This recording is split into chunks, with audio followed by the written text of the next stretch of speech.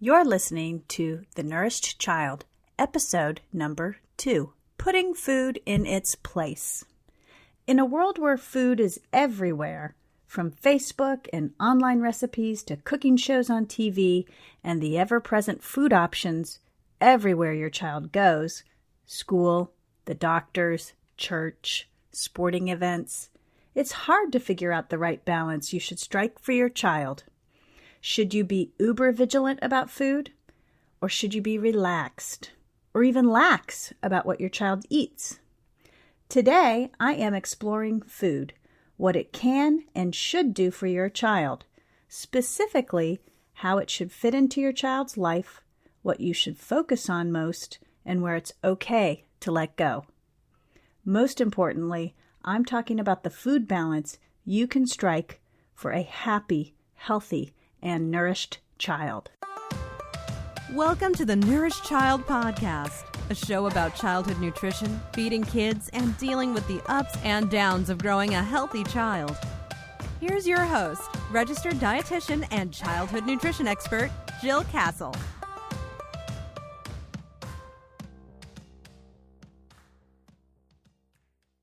It's Jill. Welcome back to the Nourished Child Podcast. I'm so glad you're here.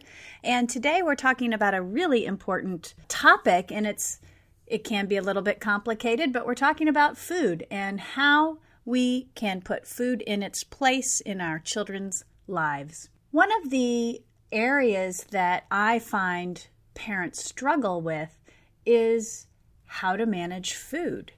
It ultimately, in almost every parent I work or talk with, they always have questions about food.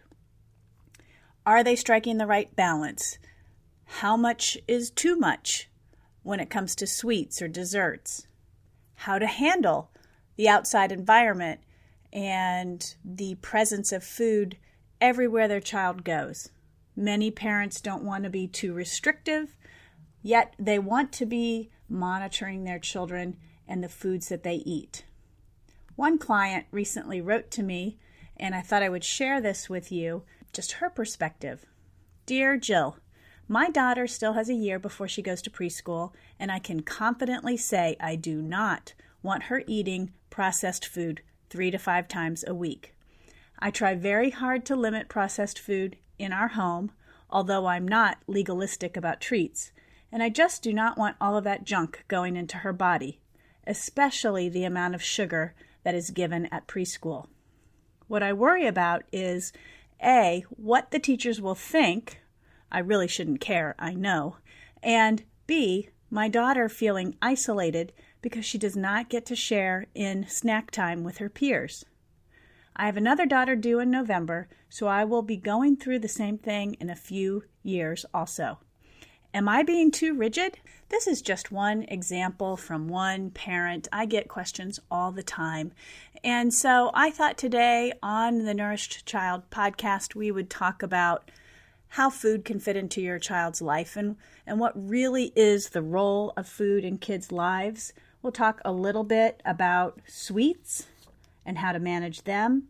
We'll also talk a little bit about the realities of the 21st century and the food that is available to our children and what specifically that means for kids. And then last, I want to just address a personal topic for me, and that's the idea of healthy food. And have we let that idea of healthy food for kids get a little out of hand? So let's talk about the role of food in kids' lives. Obviously, children need food in order to grow and develop normally throughout their 18-year childhood. So I love to say eating is fundamental to life, and that's especially true for children because they need to eat in order to grow well. But we also know that the right kinds of foods, and I use the term right very loosely because there's a lot of wiggle room and flexibility with what the right foods would be, but we do know that there are 40 different nutrients that children need each day, and they get the lion's share of those nutrients from the foods that they eat. We know that when children don't always get the nutrients that they need, they can develop nutrient deficiencies.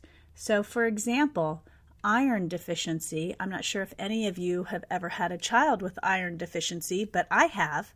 And that was quite an eye-opening experience for me because my very first child had an iron deficiency at 18 months. And it's pretty common for children to have iron deficiency in the first 2 years of life.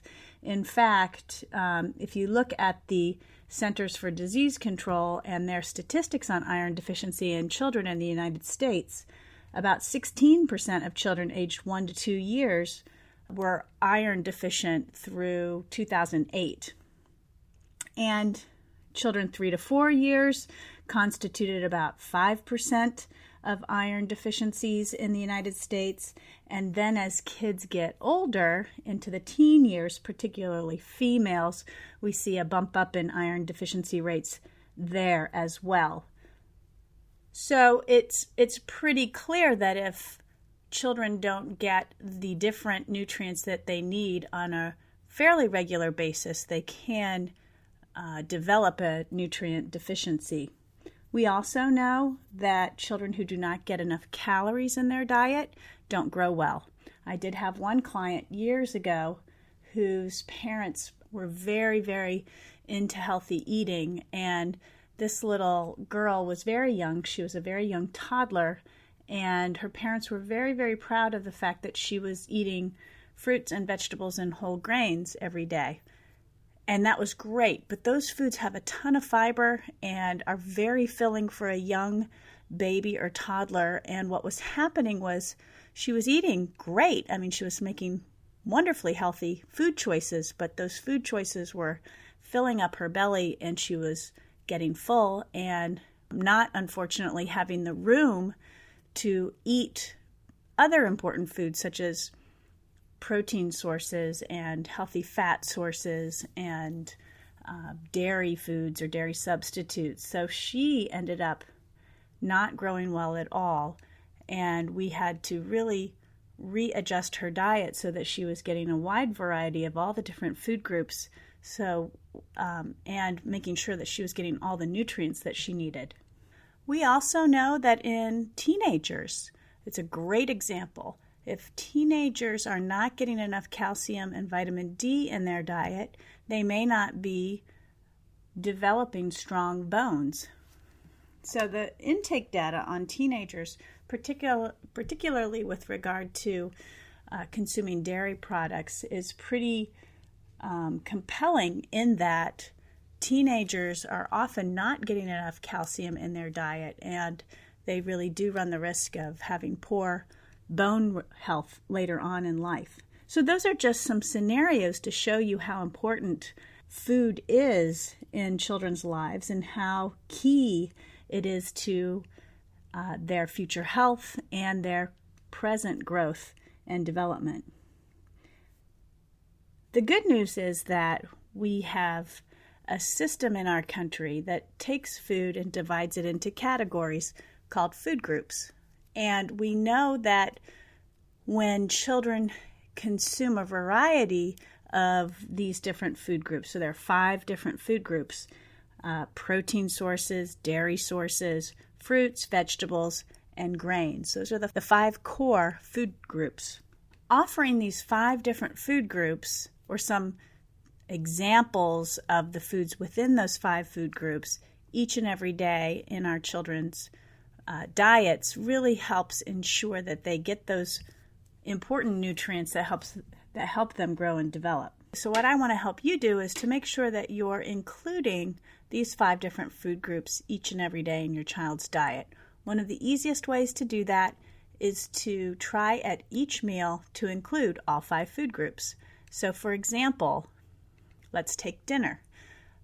An example of a healthy, balanced dinner would be a protein source, which could be chicken, a grain source, which could be brown rice, a vegetable such as green beans, a dairy product such as milk, and round that out with a fruit such as sliced strawberries. It's a pretty simple dinner, but it does ensure that all the different nutrients are presented at each meal. So I like to say aim for including most of the food groups at each and every meal. I know at breakfast time it can be challenging to include some of the food groups like vegetables, but try to do that. And then at snack time, try to include 2 or 3 of the food groups in your child's snack. So that might be a fruit, a grain, and a dairy, for example, which could be a sliced banana with a bowl of cereal topped with milk. The real key in making sure that your child is getting all the different nutrients and enough calories in his diet to grow well is in striking the balance of mostly nourishing foods in his diet with some of the treats or less than healthy foods that are out there in the world. So what is that healthy balance? For each family, it's going to be different because every family has their own challenges that they might have to address when feeding their child. For example, if you have a picky eater who won't eat any vegetables, it's going to be difficult to get the vegetables into that child's diet. So there might be some different strategies you have to use in order to ensure that those nutrients are being met.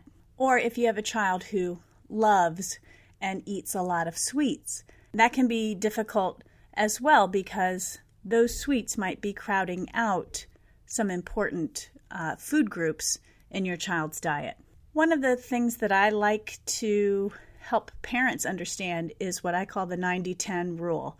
And basically it is a way to approach food so that you're trying to strike that balance each and every day. So 90% of what your child would be eating each day would be those foods from the 5 different food groups. So mostly nourishing, nutrient-dense foods. 10% of those foods would be foods that I like to call fun foods, or foods that tend to have more sugar in them or extra fat in them. So an example of that would be soda or cookies, candy, or even French fries or chips. So those foods are not completely taken out of the diet, but they are managed in a way that they are constituting about 10% of the total calories in your child's diet. So what does that end up being? That ends up shaking out to being about 1 or 2 of those fun foods on average each day. So let's talk about sweets.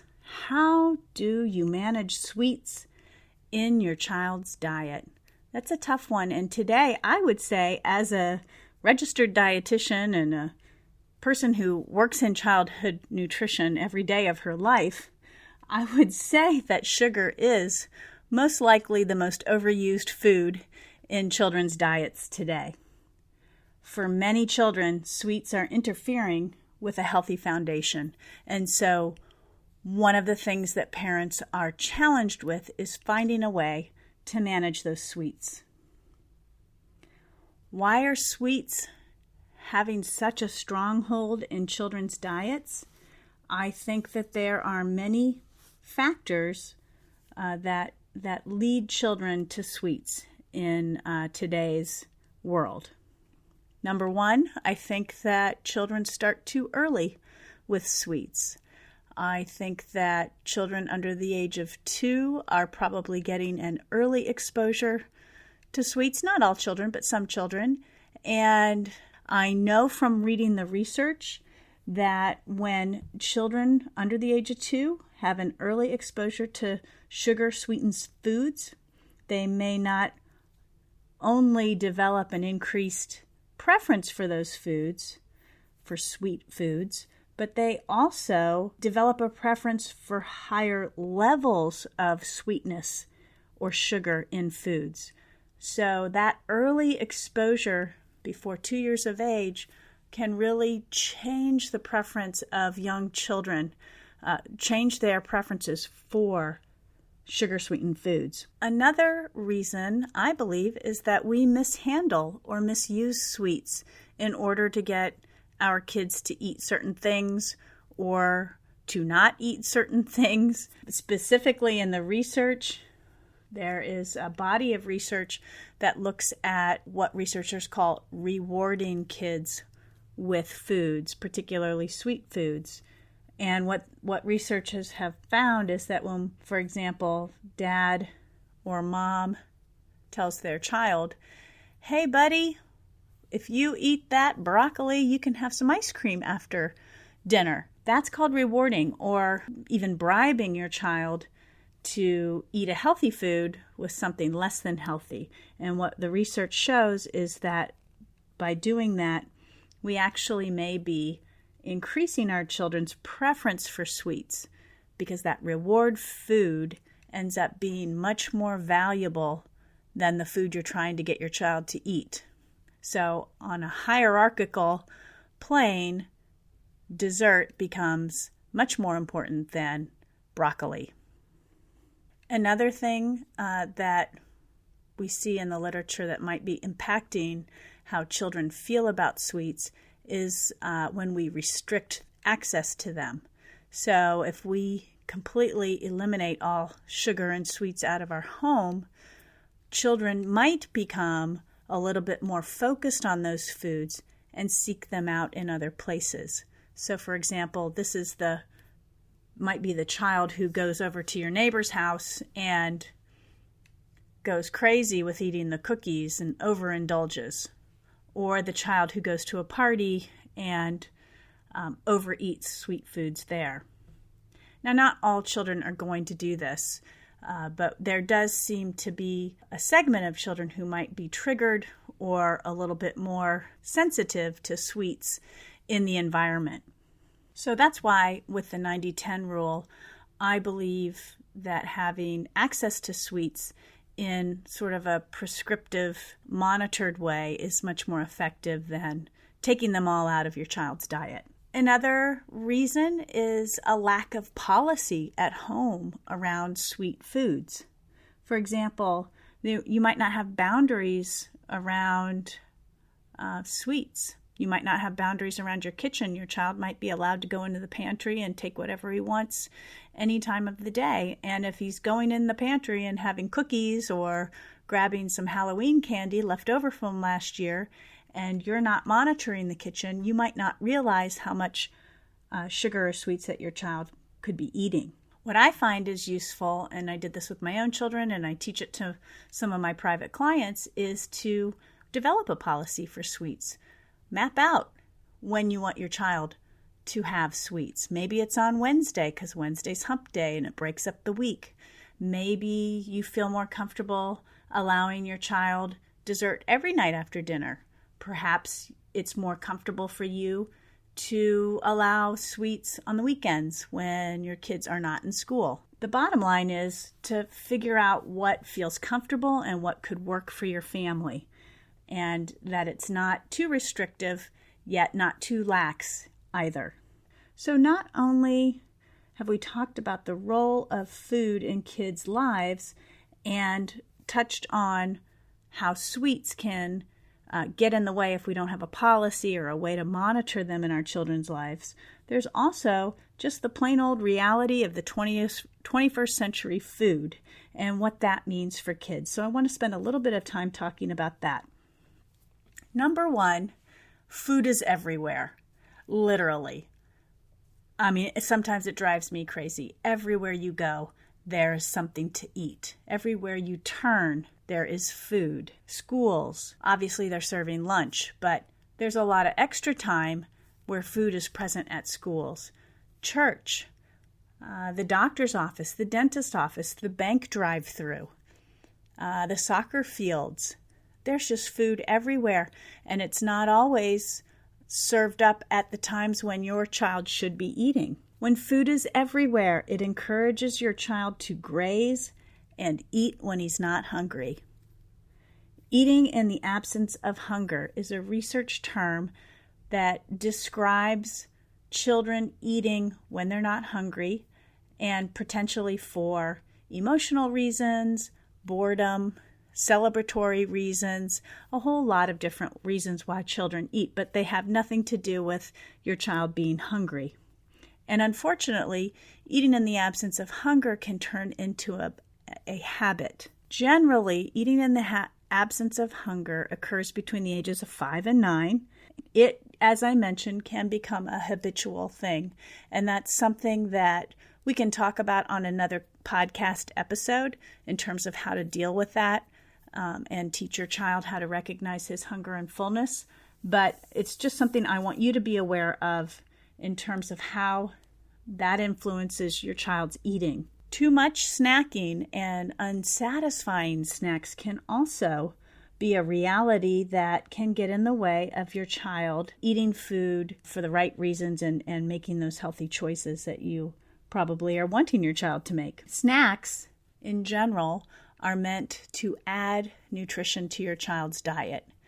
So snacks should be nutrient dense. They should be representative of those food groups I talked about earlier. Remember I said target 2 to 3 food groups at snack time?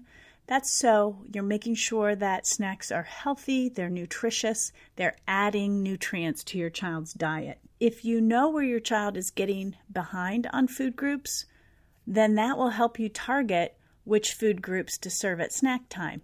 For example, if you serve fruit at breakfast but your child doesn't eat it, then you can re-offer a fruit food at the next snack as it rolls around. So you can be really strategic with snacks and really have a good handle on how your child's eating through the day and making up any kind of nutrient gaps in his diet by targeting those foods at snack time. Convenience and packaged food items can be a blessing and a curse. It's so convenient to have some of these food items available. It makes our lives easier, more efficient. But then on the other side, some of these foods that are packaged and convenient have more undesirable health qualities about them, such as higher sodium, higher sugar, lower amounts of fiber. I don't want to get too hung up on that, and I don't want you to get too up on that, but I do want you to realize it is part of the 21st century food environment. And if you feel that packaged convenient items are anchor of your child's diet, you might want to step back and look at some of those other food groups and think about how you can work in more fresh, nutritious food into your child's diet. The bottom line is, while modern food has its benefits, it also comes with its drawbacks. And being confronted with food everywhere you turn makes it difficult to stay on track with healthy eating. Last, I want to talk about this whole idea of healthy food. Has it gotten out of hand? Does it apply to children?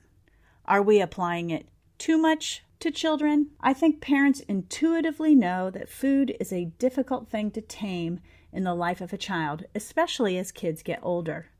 The idea of healthy food has gotten a little out of hand, probably in reaction to all the things I just outlined. The desire to raise healthy eaters has unfortunately been translated into an uber-selective, restrictive, all-or-nothing approach to food. Being overly focused on food is not a healthy approach to raising a nourished child. If you restrict all unhealthy food, disparage certain qualities of food, or talk too much about nutrition, children don't learn how to navigate all kinds of foods, but they might learn to feel badly about themselves when they make unhealthy choices. Remember, children are learning about food. We want them to be open. We want them to take in a lot of information, and we want them to process it in healthy ways. And you, their parent, are key to making that happen. Eating disorders and disordered eating is on the rise in children. Negative messages about food can be part of this problem. So keep your messages neutral or even positive. 1/3 of children are overweight or obese. I'm sure you've heard this stat more than you want to hear. But unfortunately, society looks to food as the culprit when it really is related to a host of different factors. While addressing foods that may be part of the problem is necessary, we have to be cognizant of all the other factors that are equally responsible, such as genetics, sleep, exercise, nutrition knowledge, and more. And remember, even kids who eat healthy food most of the time can struggle with medical conditions, body image, and weight challenges. Instilling fear, guilt, or remorse about food choices and eating is a recipe for unhappiness. The key is to fit food into your child's life healthfully. Appreciate its power to nourish and grow your child. Acknowledge its failures and figure out a way to minimize them so they don't deter your child's health. And above all, don't be afraid of food. Have the courage to put food in its place. That's it for today, folks. I hope you enjoyed today's podcast. I've got several links and free downloads on my website which can help you. Don't worry, I've got them all listed on my show notes over at jillcastle.com. And go and share this podcast with your best friend, your sister, your brother, your spouse, anyone. Like my Facebook page, subscribe to this podcast, review it if you can. That would be so great. Let me know what you want to hear. I'd love to create that show for you. Check out the show notes for links to this episode. Thank you again for listening. It makes me so happy to know how much you care about nutrition for the child in your life. Nutrition is the cornerstone of every child's health, inside and out. And I hope that you've heard something today that will help you nourish the beautiful child in your life. Have a great day, and remember, give your little one a big squeeze. Thanks for listening to the Nourished Child Podcast, where the #1 goal is to help you grow a nourished child, inside and out.